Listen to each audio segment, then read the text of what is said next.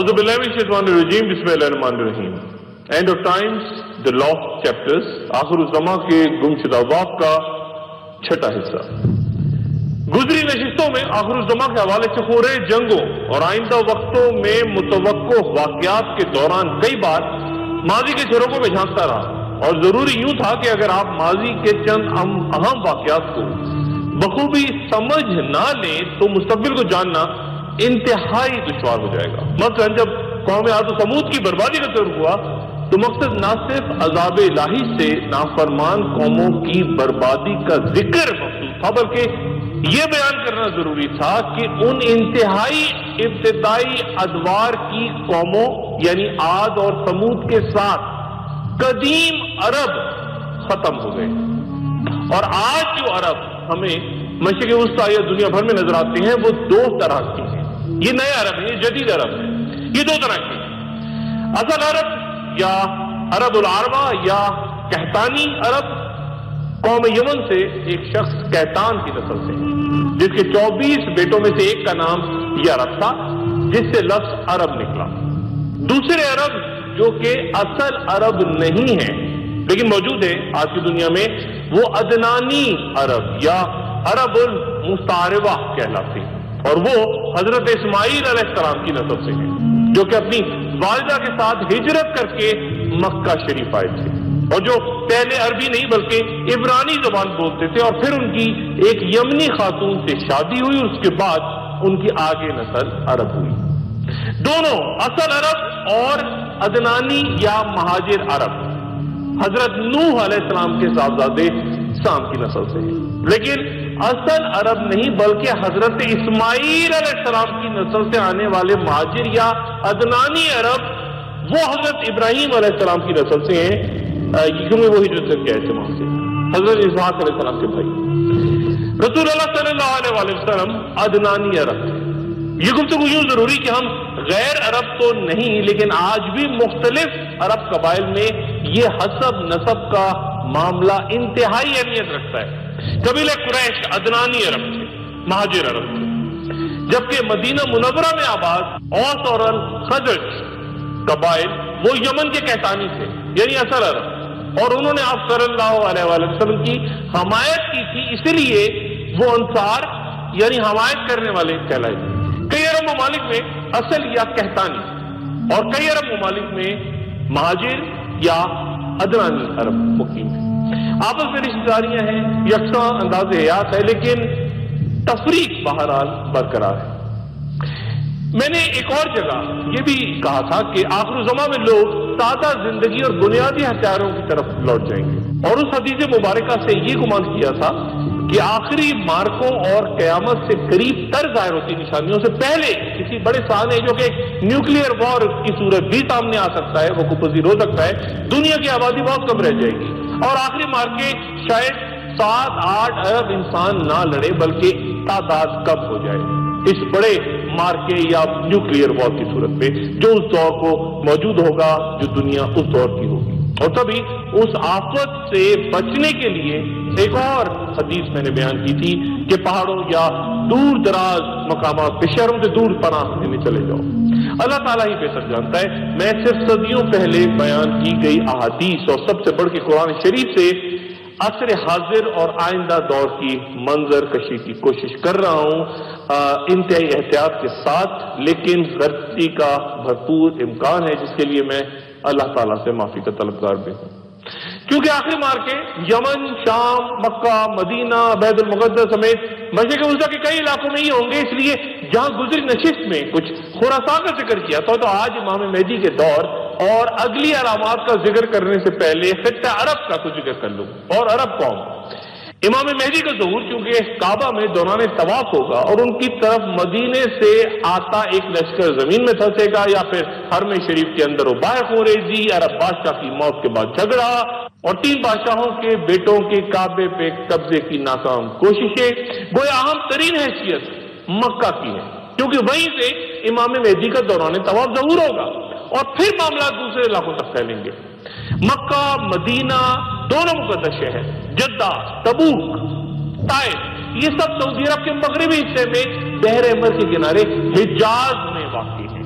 عام ترین خطہ حجاز ہے، نجد نہیں، جہاں دارالحکومت ریاض وغیرہ ہے، اور جس کی اہمیت فقط یہ ہے کہ وہاں پہ حکمران شاہی خاندان کا قیام ہے اور ان کا تعلق نجد سے تھا۔ اصل مقام حجاز ہے۔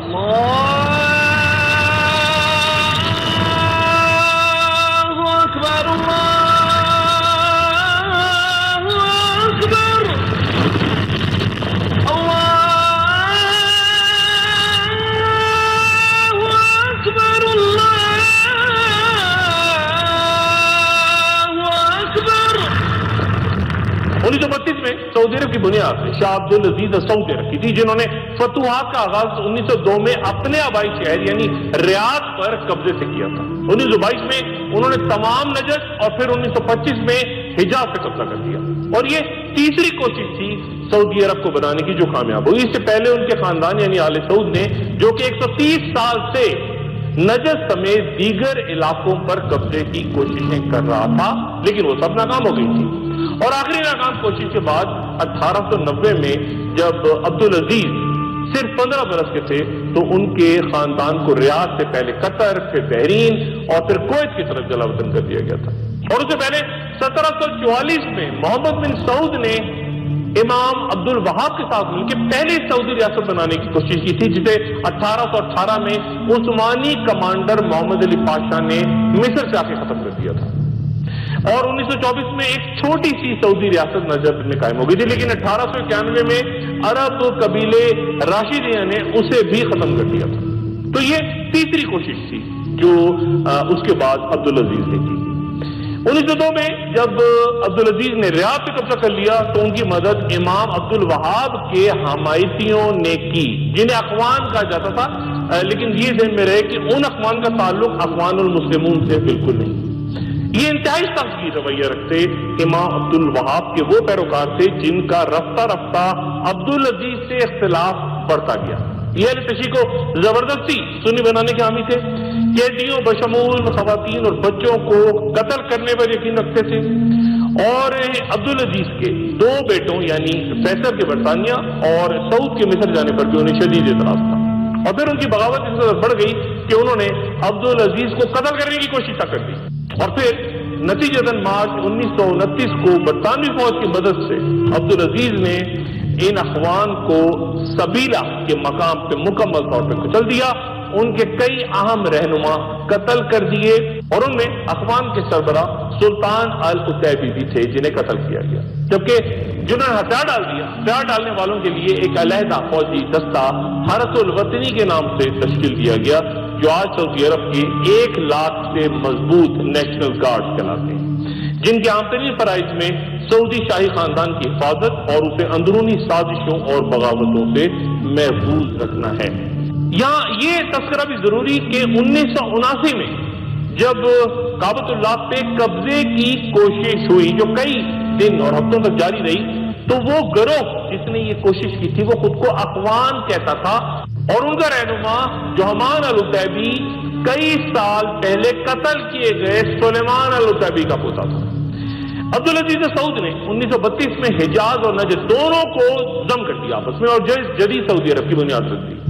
حجاز پہ قبضہ شریف مکہ حسین ابن علی کو شکست دے کے ہوا، اور یہ وہ شریف مکہ جنہوں نے پہلی جنگ عظیم کے دوران کمزور عثمانی خلافت کے خلاف بغاوت کر کے خود کو خلیفہ کا لقب دے دیا تھا۔ یہ حجاز پہ حکمرانی کرنے والا آخری ہاشمی تھا جو اس مرتبے پہ عثمانیوں نے ہی مقرر کیا تھا، عثمانی خلیفہ نے۔ عرب سنی امام حسین بن علی کرم اللہ وجہ کی نسل سے تعلق رکھتے اشخاص کو سید، اور امام حسن بن علی کرم اللہ وجہ کی اولاد کو شریف کہتے ہیں، جبکہ اہل تشیع دونوں کی اولادوں کو سید کہتے ہیں۔ یہ بات بڑی عام ہے۔ 1201 عیسوی سے لے کے 1925 تک امام حسن کی اولاد سے تعلق رکھتے شریف مکہ کا سلسلہ پھر آخری شریف یعنی حسین بن علی کی عبدالعزیز کے ہاتھوں شکست کی صورت ہو گیا۔ آخری شریف مکہ عثمانی خلافت کے خاتمے تک ان کے ساتھ رہے اور پھر خود خلافت کا اعلان کر دیا، اور سعود کو خلافت میں کوئی دلچسپی نہیں تھی، اور شریف مکہ شکست کے بعد پہلے قبرص اور پھر وہاں سے اردن چلے گئے، اور وہاں ان کے ایک بیٹے عبداللہ کو برطانیہ نے چونکہ لارنس آف عربیہ یا ڈی لارنس کے ساتھ مل کے عثمانیوں کے خلاف لڑنے کا انعام دیا تھا اور انعام کے طور پہ بادشاہ دیتی تھی اردن کی بادشاہ، جبکہ دوسرے بیٹے فیصل کو اسی خدمت کی عوض عراق کی بادشاہ دیتی تھی۔ تیسرا بیٹا علی کچھ عرصے پیچھے حجاز میں رہ گیا اور وہ سعودیوں سے لڑتا رہا اور پھر بھاگ کے اپنے بادشاہ بھائی کے پاس وہ عراق چلا گیا۔ آخری شریف مکہ کا انتقال اردن کے شہر عمان میں 1931 میں ہوا اور انہیں یروشلم میں دفن کیا گیا۔ ان کے بیٹے شاہ عبداللہ کو 20 جولائی 1951 کو مسجد اقصی میں نماز کے دوران ایک فلسطینی نے گولی مار کے ہلاک کر دیا اور اس کے بعد ان کے ذہنی طور پہ معذور بیٹے طلال کو مختصر عرصے کے لیے تخت پہ بٹھایا گیا۔ یہ ہاشمی خاندان کا میں ذکر کر رہا ہوں، لیکن پھر صرف 1 سال کے بعد معزول کر کے، چونکہ وہ ذہنی طور پہ معزول تھے طلال بادشاہ، تو ان کے بیٹے 17 سالہ شہزادہ حسین کو بادشاہ بنا دیا گیا، جنہوں نے اردن پہ 1952 سے لے کے 1999 تک اپنی وفات تک حکمرانی کی، شاہ حسین جنہیں ہم کہتے ہیں، اور جو کہ موجودہ بادشاہ عبداللہ کے والد تھے۔ شریف مکہ کے دوسرے بیٹے فیصل کو انگریزوں نے، جیسے میں نے پہلے بیان کیا، عثمانیوں کے خلاف ساتھ دینے پر پہلے عراق و شام اور پھر عراق کی بادشاہ دی تھی، لیکن وہ 1933 میں انتقال کر گئے اور ان کے ہاشمی بیٹے غازی بن فیصل نے عراق کا تخت سنبھالا اور 9 سال تک وہ وہاں پہ حکمرانی کرتے رہے۔ پھر ایک پراسرار سے حادثے میں ان کا انتقال ہو گیا۔ اس کے بعد ان کے بیٹے فیصل دوئم کو 14 سال کی عمر میں عراق کے آخری 14 سال کی عمر میں عراق کے آخری بادشاہ ہونے کا اعزاز حاصل ہوا۔ 14 جولائی 1958 کو عراق میں فوجی بغاوت کے دوران یہ جو شاہ فیصل دوئم تھے ہاشمی خاندان کے، ان کو پورے ہاشمی خاندان کے باقی ممبرز کے ساتھ شاہی محل میں عراق کے قتل کر دیا گیا۔ آج ہاشمی خاندان اور یہ جو فوجی بغاوت ہوئی تھی اس کے بعد آگے وہ سلسلہ چلتا ہے جہاں پہ ہم صدام حسین کو دیکھتے ہیں، لیکن ہاشمی پھر ختم ہو گئے وہاں پہ عراق سے۔ آج ہاشمی خاندان اردن کی حکمرانی کے علاوہ دنیا کے کئی ممالک میں مختصر نمائندگی رکھتا ہے۔ اور ایک وقفے میں جانے سے پہلے آپ کو وہ حدیث ایک بار پھر یاد کرا دوں کہ آخر الزماں میں عرب قبائل میں سب سے پہلے قریش کا قبیلہ ختم ہوگا۔ اور یہ بات بھی ذہن میں رہے کہ ماضی و حال کی کئی جہادی تنظیمیں اور ماضی کے جھوٹے مہدی اسرائیل کے بجائے سعودی عرب یا مکہ شریف کا رخ کیوں کرتے ہیں، یہ سوال بار بار پوچھا جاتا ہے۔ وجہ امام مہدی کا ظہور کعبہ سے ہوگا، بیت المقدس سے نہیں۔ کعبہ سے ہوگا دوران طواف، اور بیت المقدس یا دیگر تمام علاقوں کے مارکے بعد میں ہوں گے۔ گویا واقعات کی کڑیاں آگے بڑھنے سے پہلے مکہ سے امام مہدی کا ظہور لازم ہے۔ حجاز امپورٹنٹ ہے، یہ بتا دوں، نجد کی اہمیت نہیں ہے۔ اور اسی لیے آپ نے دیکھا کہ اکثر و بیشتر جو تمام کا تمام یہ جھوٹے مہدی، جہادی تنظیمیں، سیاہ پٹ، رخ ان کا مکے کی طرف ہوتا ہے۔ ایک وقفہ اور وقت کے بعد دوبارہ حاضر ہوتا ہے۔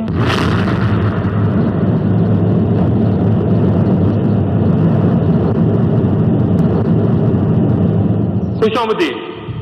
دونوں مسالک کے درمیان صدیوں پرانے اختلافات کی تفصیل میں جائے بغیر، جو کہ قطعاً اس گفتگو کا موضوع نہیں، صرف یہ وضاحت لازم کہ اہل سنت کے نزدیک امام مہدی پیدا ہوں گے، اہل بیت سے ہوں گے، ان کا نام محمد بن عبداللہ ہوگا اور وہ خلافت قائم کریں گے، وہ خلافت جو 4 خلفائے راشدین کے بعد ملوکیت کا روپ دھار کے ناپید ہو چکی ہے۔ جبکہ اہل تشیع کے نزدیک امام مہدی پیدا ہو چکے ہیں، غیبت کبریٰ میں ہیں، یعنی 12ویں امام غائب دنیا میں موجود ہیں اور ایک مقررہ وقت پہ دوبارہ ظاہر ہوں گے، اور ان کا نام محمد بن حسن العسکری ہے، یعنی وہ 11ویں امام حسن عسکری کے صاحبزادے ہیں۔ یہ تذکرہ یوں ضروری کہ ماضی کی طرح آج کے تمام تنازعات، تمام لڑائیاں، جھگڑے جو مشرق وسطیٰ کو آغوش میں لے چکے ہیں اور جو سب کچھ یہاں مستقبل میں ہونے جا رہا ہے، تمام تر سیاست وہاں پہ مکمل طور پہ مذاہب اور مسالک سے جڑی ہے۔ 70 کی دہائی میں جب ایران پر رضا شاہ پہلوی تخت نشین تھے تو عراق میں آیت اللہ باقر الصدر نجف کے شہر میں انتہائی فعال تھے، اور اپنی جلاوطنی کے دور میں آیت اللہ خمینی بھی مسلسل ان سے رابطے میں رہتے تھے۔ یہ دونوں شخصیات عراق میں صدام حسین کی بات پارٹی کے سوشلسٹ نظریات اور ایران میں رضا شاہ پہلوی کی سیکولر امریکہ نواز حکومت کی مخالفت میں اکٹھی تھی۔ اور جب آیت اللہ خمینی نے ولایت فقیہ کے تصور کو ایک جامع انداز میں پیش کیا، جہاں امام غائب کی غیر موجودگی میں ایک مرجع عام مذہبی اور سیاسی امور پہ حتمی فیصلہ دے سکتا ہے، تو اگرچہ کئی عام شیعہ علماء نے ان سے اختلاف کیا، لیکن نجف میں آیت اللہ باقر صدر نے ان کی توثیق کی، اور نتیجتاً آخر الزماں میں امام مہدی کے دوبارہ ظہور پہ صدیوں سے جاری بحث نے ایک نیا رخ اختیار کر دیا۔ 1977 میں آیت اللہ صدر نے 50 صفحات پہ مشتمل ایک کتاب اس موضوع پہ تحریر کی، جس کے 8 ابواب میں سے 4 امام مہدی کے غیبت کبریٰ کے بارے میں، 2 ان کی طویل زندگی کے اسباب، اور 2 آخر الزماں میں امام مہدی کے کردار کے بارے میں تھے۔ باقر صدر نے کہا کہ امام مہدی گوشت پوشت کے بنے انسان ہیں جو ہمارے درمیان رہتے ہیں، ہم سب کو ہمارے مسائل اور مصیبتوں کو دیکھتے ہیں، ہماری خوشیوں میں شریک ہوتے ہیں، ہر طرف ہوتی بربادیوں اور تباہیوں کو سمجھتے ہیں، اور بےتابی سے اس گھڑی کے منتظر ہیں جسے وہ درست سمجھ کے خود کو اچانک ظاہر کر دیں گے۔ انہوں نے مزید لکھا کہ صرف 2 شخصیات کو دنیا ارسر نو ترتیب دینے کا اللہ تعالیٰ نے حکم دیا ہے، اور دونوں کو اس لیے طویل عمر دی گئی ہے۔ حضرت نوح علیہ السلام، جن کی عمر قرآن شریف کے مطابق 950 سال بیان ہوتی ہے، اور دوسرے امام مہدی جو 1000 سال سے زیادہ زمانے کی آنکھوں سے اوجھل مستقبل میں ایک بار پھر دنیا کے نئے رخ کا تعین کریں گے۔ باقر صدر نے یہ بھی کہا کہ حالات تیزی سے امام مہدی کے ظہور کی طرف بڑھ رہے ہیں، اور امام کو مسلح لشکروں کا سامنا کرنا پڑے گا، اور کیا یہ ضروری نہیں کہ ہم نہ صرف ان مارکوں کے لیے خود کو عسکری طور پہ بلکہ روحانی طور پہ بھی تیار کر لیں۔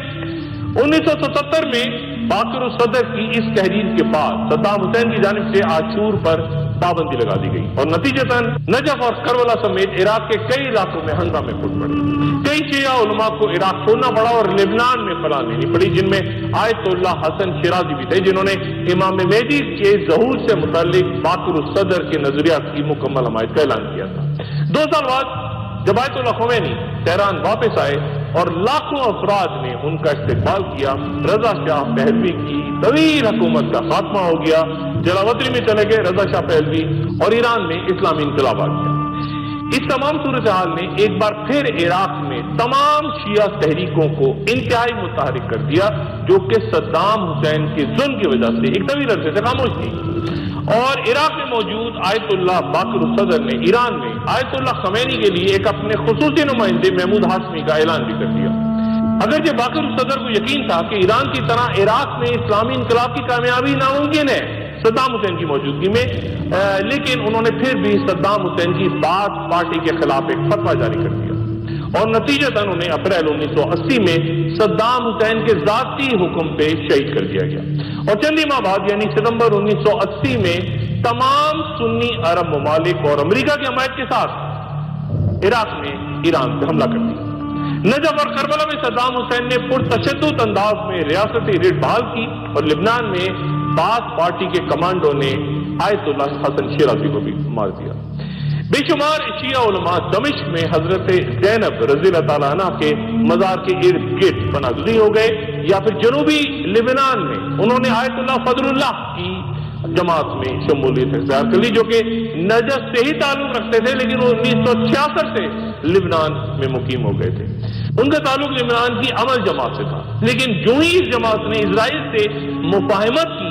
اور پھر جنوبی لبنان میں اسرائیلی فوج داخل ہوگی کچھ عرصے کے بعد، تو اس جماعت کی صفوں میں بغاوت ہو گئی، آپس میں لڑائی ہو گئی، اور ان باغیوں نے ایک نئے گروہ حزب اللہ کی بنیاد رکھی، آج جنہیں ہم سید حسن نصر اللہ کے حوالے سے جانتے ہیں، اور جو کہ عراق میں شہید ہونے والے محمد باقر صدر کی ان تحریروں سے متاثر تھے جو انہوں نے آخر الزماں اور امام مہدی کے حوالے سے اپنی زندگی میں لکھی۔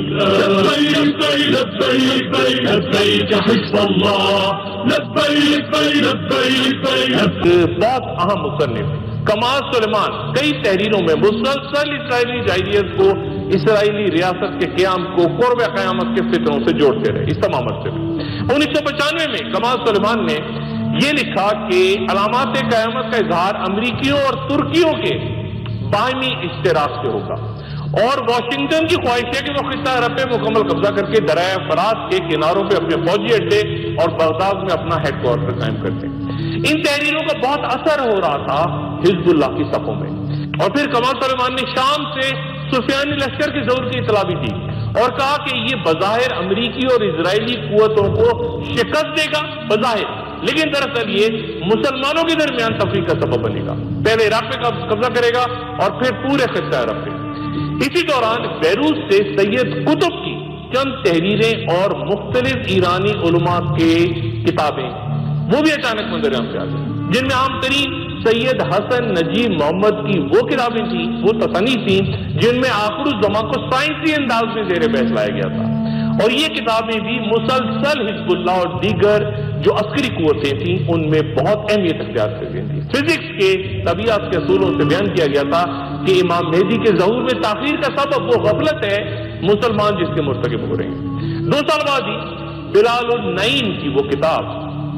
شائع ہوئی جس میں دعویٰ کیا گیا تھا کہ امام مہدی کا ظہور تب تک ممکن ہی نہیں جب تک امریکہ، اسرائیل اور یہودی مکمل طور پہ پسپا نہ ہو جائیں، شکست نہ کھا جائیں، کمزور نہ ہو جائیں، کیونکہ یہ سب سفیانی کے لشکر کے ساتھی ہوں گے جو کہ امام مہدی سے لڑے گا، تو ان کا کمزور ہونا بڑا ضروری ہے۔ آیت اللہ باقر الصدر کی شہادت کے بعد ان کے طالب علم محمد صادق الصدر نے مشن کو آگے بڑھایا۔ وہ امام مہدی پہ کئی کتابیں لکھ چکے تھے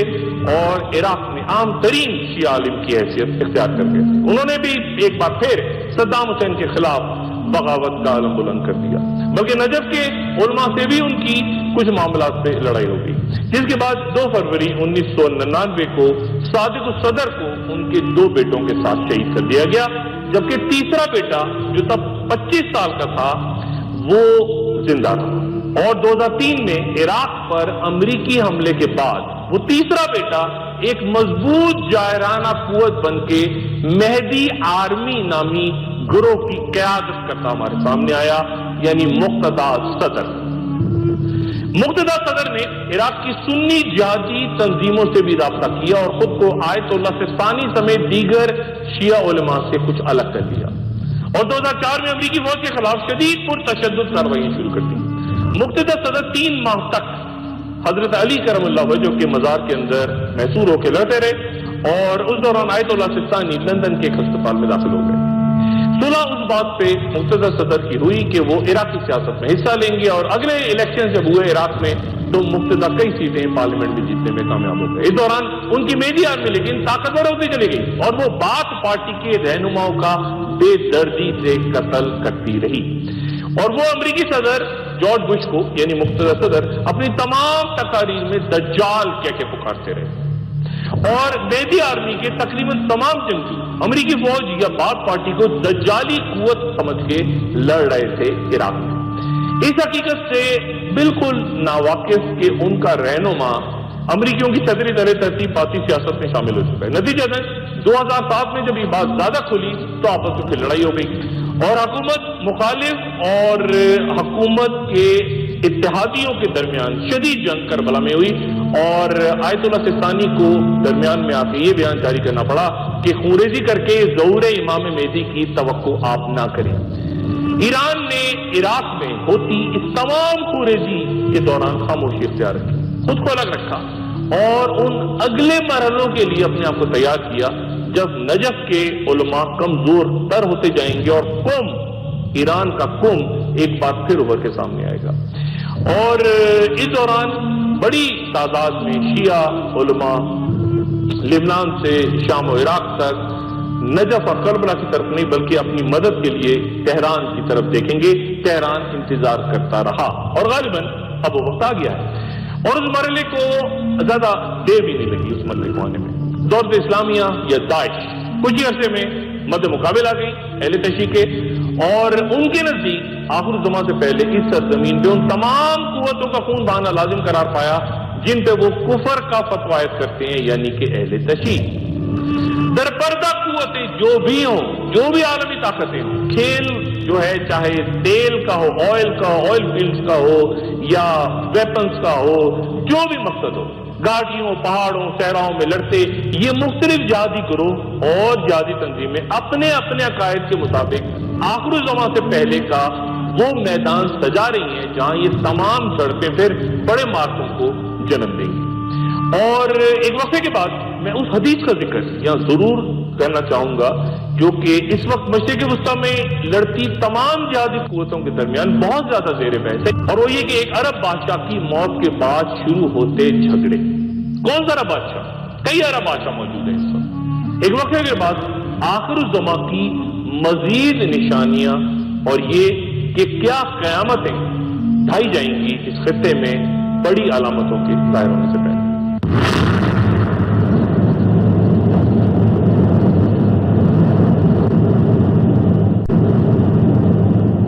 خوش آمدید۔ عہد حاضر میں مشرق وسطیٰ میں نہ صرف علماء دین بلکہ مختلف جہادی تنظیموں کی تمام تر توجہ ان احادیث پہ مرکوز ہے جن کا تعلق قسطنطنیہ یعنی کانسٹینٹینوپل کی فتح اور ایک عرب بادشاہ کی موت کے بعد کھڑے ہوتے جھگڑوں